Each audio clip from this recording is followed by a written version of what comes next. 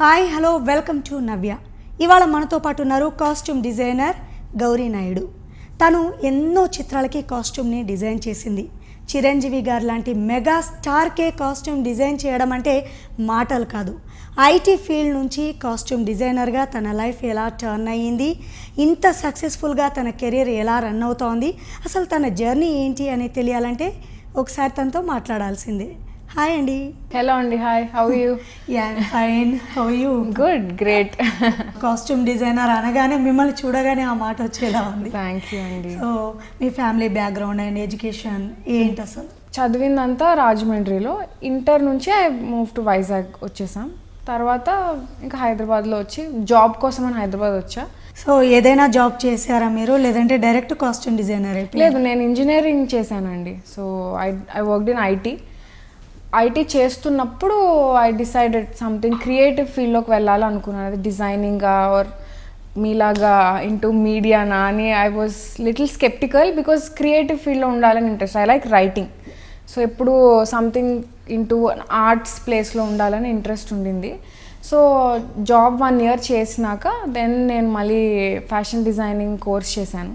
అంటే ఎందుకు costume designer వైపే మొగ్గు చూపారు? చిన్నప్పటి నుంచి అవుట్ఫిట్స్ మీద ఎక్కువ ఇంట్రెస్ట్ ఉండింది. సో నేను చాలా పిక్కీగా ఉంటా, కలర్స్ ఎక్కువ వేసుకోను. సో బయట వెళ్తే ఏదో డ్రెస్లో టాప్ నచ్చితే ఏదో డ్రెస్లో దుపట్టా నచ్చి అట్లా చిన్నప్పటి నుంచి నాకు కావాల్సినట్టు లేకపోవడం వలన నేనే పిక్ చేసుకుని ఫ్యాబ్రిక్స్ అవన్నీ స్టిచ్ చేయించుకోవడం, ఇట్లా సెల్ఫ్ డిజైన్ చేసుకోవడం స్టార్ట్ చేశాను. ఎప్పుడు కాస్ట్యూమ్స్ మీద, అవుట్ఫిట్స్ మీద ఎప్పుడు ఇంట్రెస్ట్ ఉండింది. కాకపోతే ఫ్యామిలీలో దేసే ఏదన్నా ప్రాపర్ ఎడ్యుకేషన్ ఉండిన తర్వాత just go, because any time set కాకపోతే you can go back to your ఏం చదువుకున్నారో దానికి వెళ్ళే ఛాన్స్ ఉంటుంది కదా. So let's give it proper educational foundation ఉండిన తర్వాత ట్రై చేద్దు కానీ, బికాజ్ దే నెవర్ స్టాప్డ్ మీ.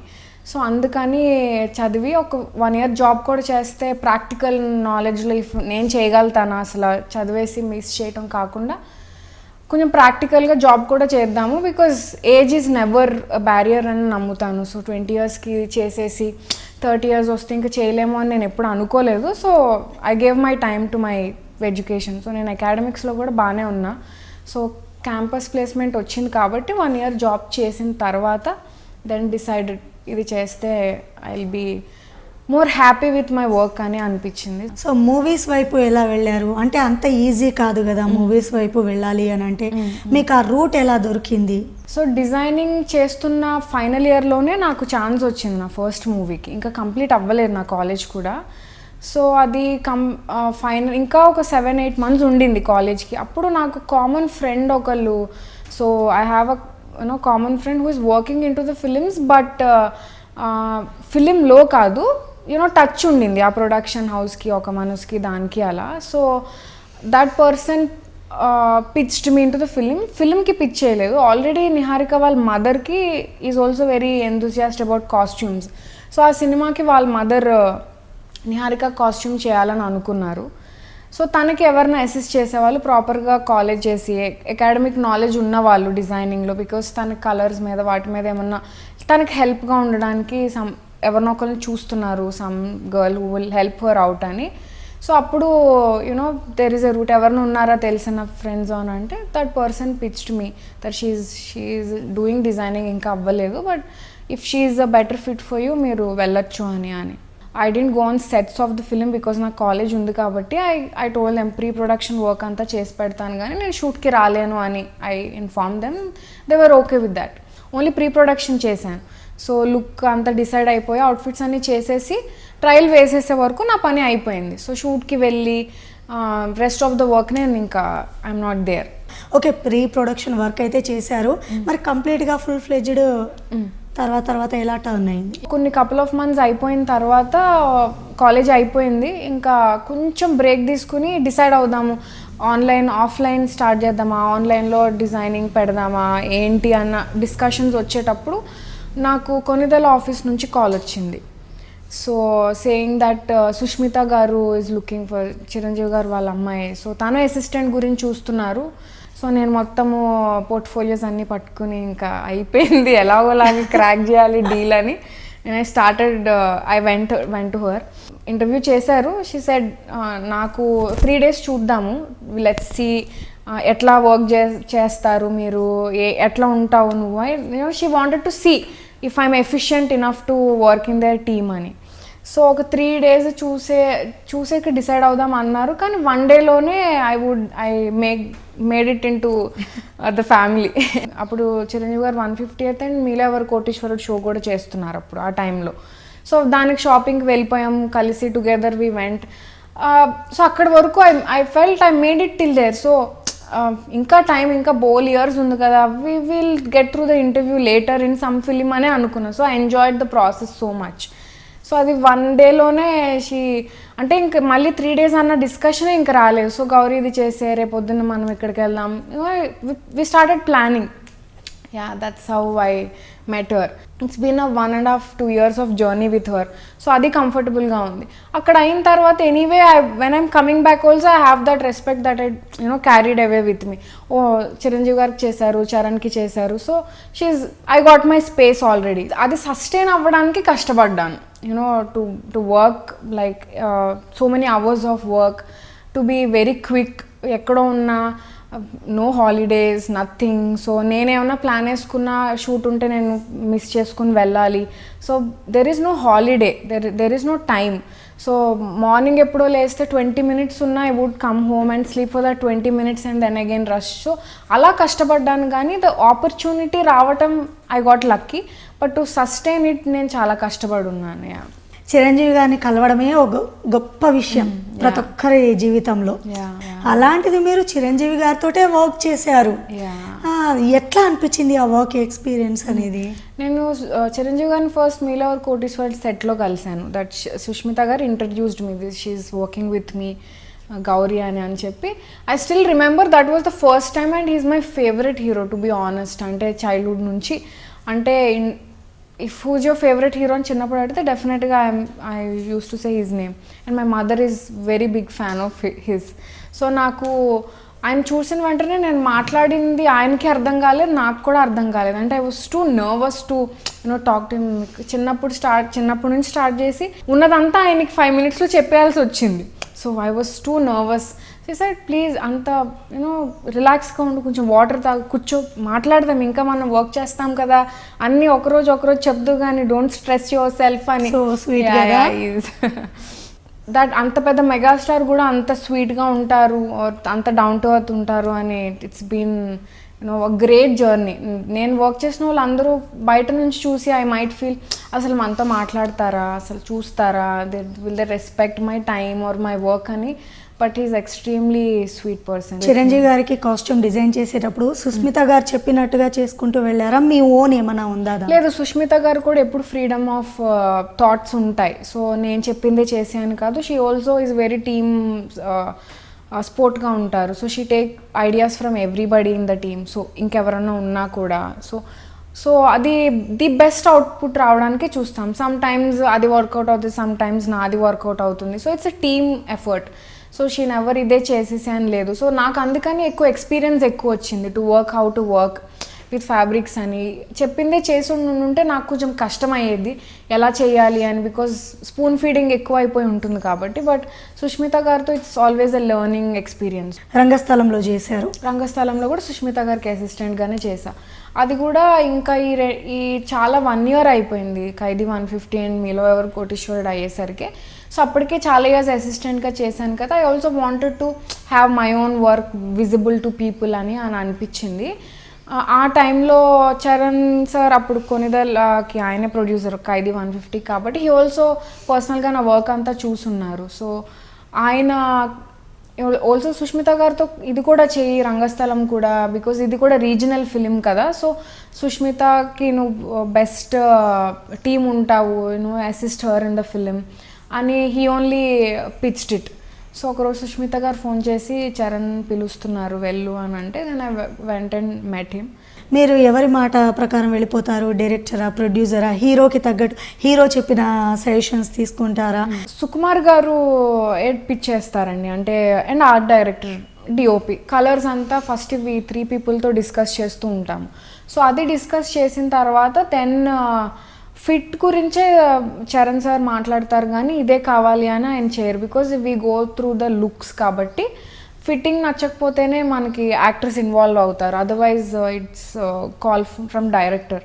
దానికి రంగస్థలం చేసినంత వర్క్ నేను ఇంక ఏ సినిమాకి చేయలేదు అని అనిపిస్తూ ఉంటుంది ఎప్పుడు. ఎందుకంటే హీఈస్ వెరీ పర్టికులర్. ఆ లైన్ నచ్చకపోయినా హీ విల్ డిస్కార్డ్. అంటే డీటెయిలింగ్ చాలా ఎక్కువ ఉంటుంది సుకుమార్ గారితో. సో మొత్తం డెసిషన్ అంతా కలర్ ప్యాలెటే ఫస్ట్ డిసైడ్ అయిపోతుంది మూవీకి, any movie. So DOP, director and art director కలిసి కూర్చున్నప్పుడే వీళ్ళు డిసైడ్ ద కలర్ ప్యాలెట్. తర్వాత నుంచి ఇంకా డైరెక్టర్తోనే ఇంటరాక్షన్ ఉంటుంది ఎనీ డిజైనర్కి. సో మీరు అంత కష్టపడి ఒక కాస్ట్యూమ్ డిజైన్ చేసిన తర్వాత లాస్ట్ మినిట్లో చేంజ్ చేయాల్సి వచ్చినప్పుడు అప్పుడు ఏంటి మీ ఫీలింగ్స్? అప్పటికప్పుడు ఎలా అరేంజ్ చేస్తారు మళ్ళీ? ఈ టైంకి డ్రెస్ అయిపోయింది, చేసేసాం, ఈవినింగ్ అయిపోయింది అనుకోండి, రేపు కావాలి, ఇంకా బాధపడడానికి కూడా టైం ఉండదు. ఎందుకంటే 6 నుంచి మళ్ళీ రేపే అవుట్ఫిట్ కావాలి కాబట్టి అగైన్ యూనో అది పక్కన పడేసి మళ్ళీ పని స్టార్ట్ అయిపోతుంది. అది స్టార్ట్ అయిపోయి అదంతా కంప్లీట్ చేసి రేపు పొద్దున్న వేసుకునేసరికి ఐ విల్ బీ హ్యాపీ. ఇంకా దేర్ ఈజ్ నో కష్టం అనిపించదా? లేదండి, ఎప్పుడు ఐ నెవర్ ఫెల్ట్. కాకపోతే డెడ్ లైన్స్ స్ట్రెస్ అయి ఉన్నాను, కానీ ఇది బాగాలేదు అని అంటే I wood work. It's a more challenge for me. So నాకు ఎప్పుడు తీసేసినప్పుడు లేదు, ఎందుకంటే అంత ఫీల్ అవ్వడానికి. ఇప్పుడు ఈ 6కి తీసేసి మళ్ళీ రేపు మార్నింగ్ 6 కల్లా డ్రెస్ కావాలంటారు. సో ఇంకా మళ్ళీ నా పనిలోకి వెళ్ళిపోయి డ్రెస్ వేసుకుని చాలా బాగుంది అనేసారి అనుకోండి, ఇంకా నైస్ అయిపోయింది, we got a better output అనే అనుకున్నాను. బట్ ఎప్పుడు డెడ్ లైన్స్లోనే ఉంటుందండి సినిమా అంటే. ఇంకా కాస్ట్యూమ్ డిజైన్ చేస్తూ ఉన్న టైంలో మీకు ప్రౌడ్గా అనిపించిన మూమెంట్ అండ్ బెస్ట్ కాంప్లిమెంట్? ప్రతి సినిమాకి అంటే ఒక మనసు చేసినప్పుడు కూడా చాలామందికి అవుట్ఫిట్స్ నచ్చినాయి. అంటే టీం నుంచి రావడానికి నేను అందులో లేను కాబట్టి జనరల్గా after the film is released, you know film ఎంత బెటర్గా వర్కౌట్ అయింది అవ్వలేంది పక్కన పెడితే, so I got a good reviews you know వెబ్సైట్స్లో, వాటిలో నిహారిక లుక్ బాగుంది అని అట్లా ఉండింది. అది వెరీ అనానిమస్గా. ఫస్ట్ అంటే చిరంజీవి గారు దగ్గర నుంచి వచ్చింది, because second step is in to his కాబట్టి ఆయనే అన్నారు that you are extremely hard working, you know very dedicated, you never say no. So ఇట్లా ఉంటే you will be succeeded in your career. 2 things that you need you know కెరియర్లో అంటే dedication and learning to say no. అంటే నేను చేయలేను, నాకు కుదరదు అనేది చెప్పకపోతే you are already succeeded. So ఇదే దాంతో if you are travelling your work అంటే you will be definitely will be succeeded అని ఫస్ట్ కాంప్లిమెంట్ నాకు ఆయన దగ్గర నుంచి. డెఫినెట్లీ ఐఎమ్ హిస్ ఫ్యాన్ కాబట్టి I would only say first ఆయన దగ్గరే నేను పిక్ చేసుకుంటా. సెలబ్రిటీస్తో వర్క్ చేశారు, ఎవరికైనా పర్సనల్గా డిజైన్ చేస్తున్నారా? పర్సనల్గా అంటే అనసూయ గారికి చేస్తానండి. అనసూయ గారు కూడా నాకు రంగస్థలంలో పరిచయం. అంతకు ముందు అయితే పరిచయం కాదు కదా? లేదండి, ఓన్లీ రంగస్థలంలో షీఈ్ అన్ యాక్టర్ కాబట్టి నేను ఆమెకు చేయలేదు. అందులో చరణ్ సార్కి చేసిన she's on the set. So first Anasuya గారికే నేను అవుట్ ఆఫ్ ద ఫిలిమ్స్ చేసున్నాను. అంటే she kind of asked why don't you do for me, ఇలా నేను కూడా షోస్ చేస్తూ ఉంటాను కదా, నీ పర్సనల్ స్టైల్ బాగుంది, the way you dress yourself and coming అట్లానే ఉంటుంది కదా, సో నాకేం సెట్ అవుతుంది అవే ఇవ్వాలి. It's not definitely costume designing, but it's something related to fashion, నీ డ్రెస్సింగ్ సెన్స్ బాగుంది, లెట్స్ ట్రై అని అనసూయ గారే పిచ్ చేశారు. వాళ్ళ ఇన్వాల్వ్మెంట్ ఏమైనా ఉంటుందా? నాకు ఇలా కావాలి అలా కావాలి అని ఏమైనా చెప్తూ ఉంటారా? దాంట్లో వాళ్ళ ఇన్వాల్వ్మెంట్ ఉంటుంది. అంటే నేను ఇలా ఉన్నాను Gauri, I want to wear this ఇప్పుడు, సో కలర్స్ అని నీ ఇష్టం, కాకపోతే నాకు స్లీవ్లెస్ వద్దు, లేదంటే నాకు స్కర్ట్స్ వద్దు, I want wear sari for this అని అలాంటి ఇన్పుట్స్ ఉంటాయి. బట్ ఇంకా డిజైనింగ్లో నాకు ఇదే బార్డర్ కావాలి, ఇదే కలర్ కావాలనే డిస్కషన్ అయితే చాలా తక్కువ నాతో. వాళ్ళకి నచ్చినవి అంటే థ్యాంక్ఫుల్లీ ఆర్ ఫార్చునేట్లీ నాకు తెలియదు కానీ, but everybody most of them liked my work. మరి పర్సనల్ లైఫ్కి ఏమైనా టైం స్పెండ్ చేస్తారా? కష్టమేనండి పర్సనల్ లైఫ్ అంటే. ఆ 10 daysలోనే అంటే ఒక్కొక్కసారి we plan on going somewhere, అది ఏదో సినిమా వస్తుంది, సో ఫ్రెండ్స్ మ్యారేజెస్ ఉంటాయి, కజిన్స్ పెళ్ళిళ్ళు ఉంటాయి. నేను చాలా వరకు మిస్ అయిపోయినవి చాలా ఉన్నాయి, బికాజ్ ఆ టైంలో ఏదన్నా ఉంటే ఐ కాంట్. ఫస్ట్ సైన్ చేసేసిన తర్వాత ఫిలిం మనకి ముందే స్కెడ్యూల్ రాదు, రేపు షూట్ ఉందా ఈరోజు ఉందా అనేది మనకి సైన్ చేసినప్పుడు తెలీదు. సో అది అప్పటికప్పుడే మనకి తెలుస్తూ ఉంటుంది.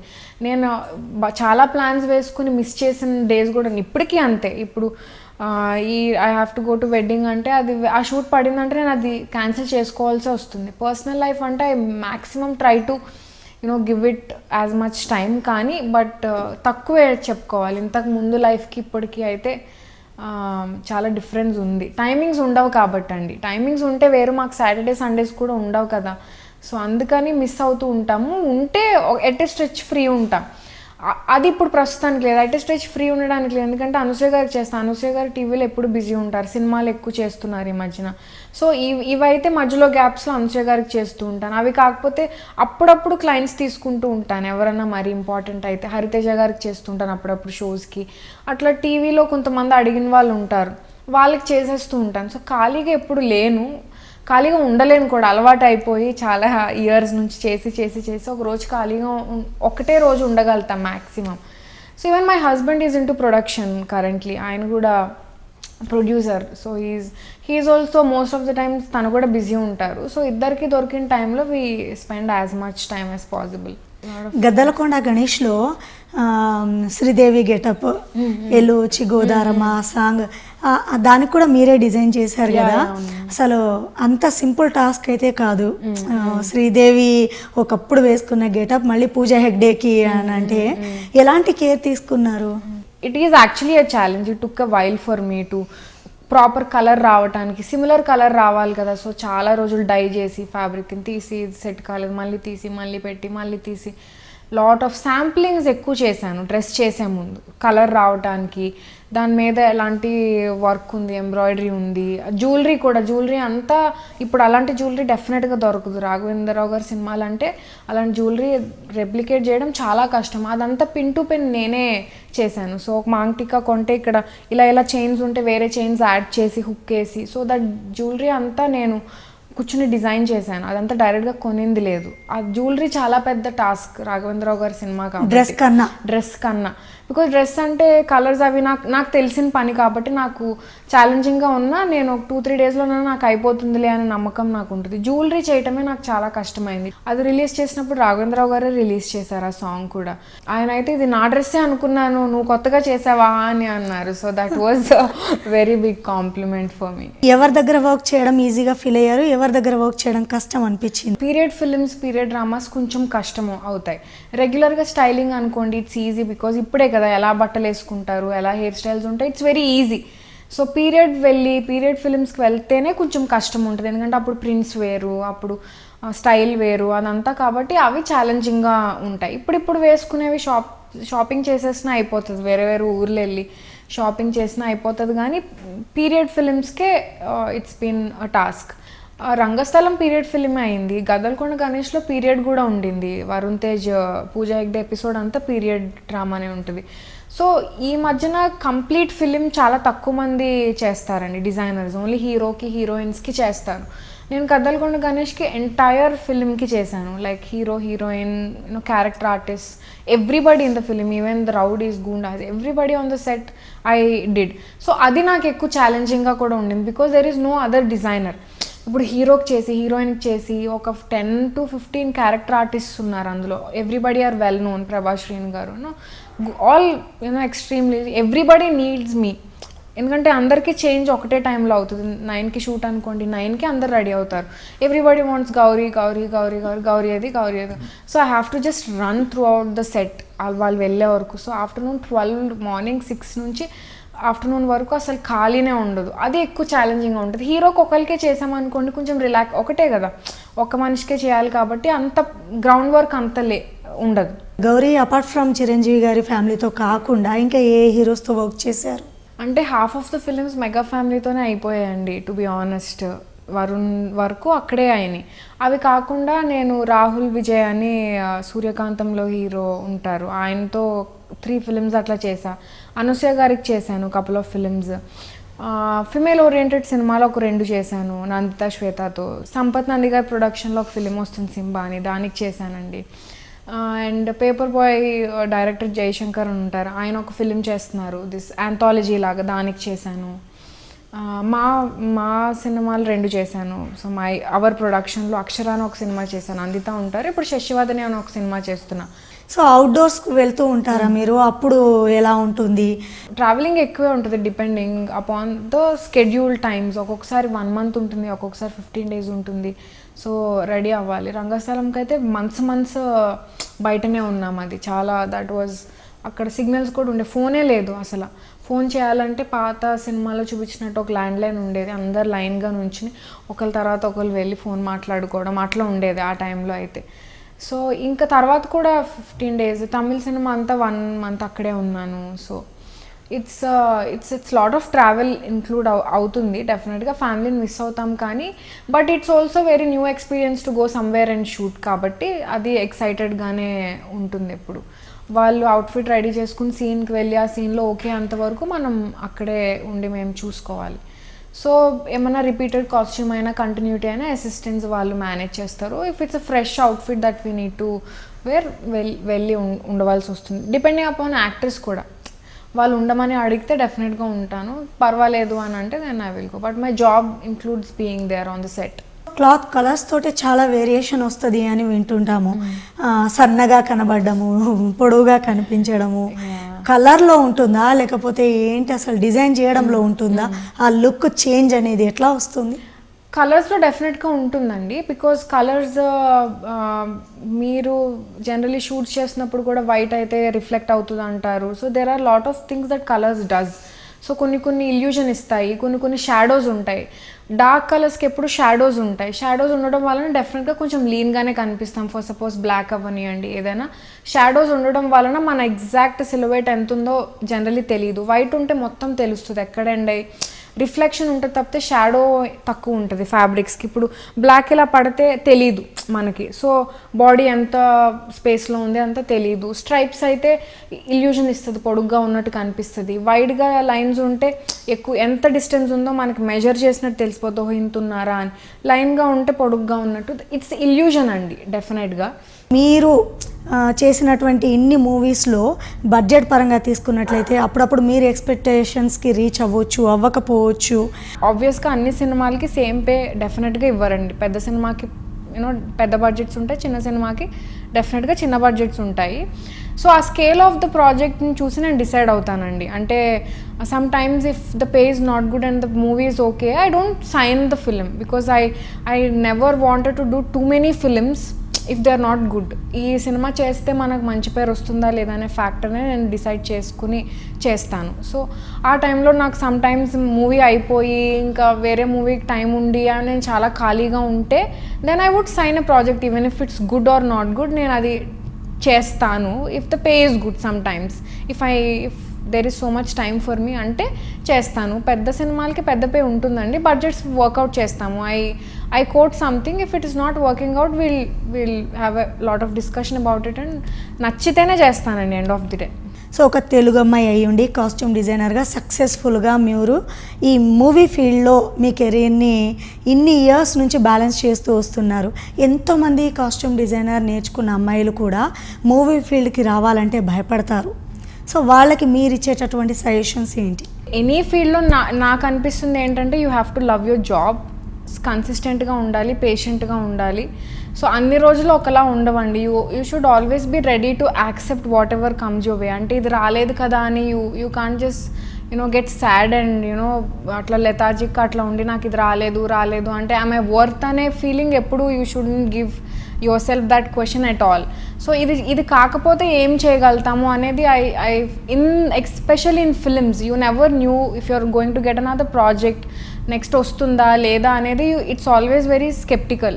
మీకు తెలీదు, వస్తే చేస్తారు, అది కాకపోతే ఇంకేం చేయొచ్చు అనేది. But you should always give your 100% when you're doing.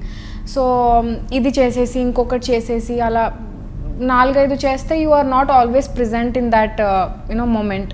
So hard work is extremely important. You have to be very consistent. ఒక సినిమా చేసేసి నేను వెళ్ళిపోయి నాకు ఇంకా వేరే సినిమాలు రాలేదు అనుకోకుండా you should be very consistent. Okay ఇది కాకపోతే వస్తుంది, యూ షుడ్ వర్క్ వెల్ అనేది ఉండాలి. అండ్ పేషెంట్గా ఉండడం అనేది నాకు చాలా ఇంపార్టెంట్ అనిపిస్తుంది. 10 years బ్యాక్ అసలు ఇంతమంది లేరండి. ఇప్పుడు every film have a new designer, every other film have a new designer. So I think you should B consistent and hard work matters a lot. Super. Gauri Naidu గారు చాలా వాల్యుబుల్ సజెషన్ ఇచ్చారు upcoming యూత్కి. And అందులో మరీ ముఖ్యంగా ఈ ఫీల్డ్ని చూస్ చేసుకోవాలనుకునే అమ్మాయికి మెగాస్టార్కి కాస్ట్యూమ్ డిజైన్ చేశారు అన్నప్పుడే మీ లైఫ్లో ఒక పెద్ద టర్నింగ్ పాయింట్ అది. మున్ముందు ఇంకా మరిన్ని మూవీస్కి మీరు డిఫరెంట్ టైప్లో కాస్ట్యూమ్ డిజైన్ చేసి మా ముందు మళ్ళీ ఇలాగే నవ్వుతూ కనిపించాలని మనస్ఫూర్తిగా కోరుకుంటున్నాము. All the very best thank అండి. You so much. Thank you. So చూశారు కదా, మన తెలుగు అమ్మాయి కాస్ట్యూమ్ డిజైనర్గా గౌరీ నాయుడు సినీ ఫీల్డ్లో సక్సెస్ఫుల్గా తన కెరియర్ని ఎలా లీడ్ చేసిందో అండ్ తన పర్సనల్ లైఫ్ గురించి కూడా చాలా విషయాలు మనతో షేర్ చేసుకున్నారు. ఇది ఇవాల్టి నవ్య. రేపటి నవ్యలో మళ్ళీ కలుసుకుందాం. అంతవరకు సెలవు. నమస్తే.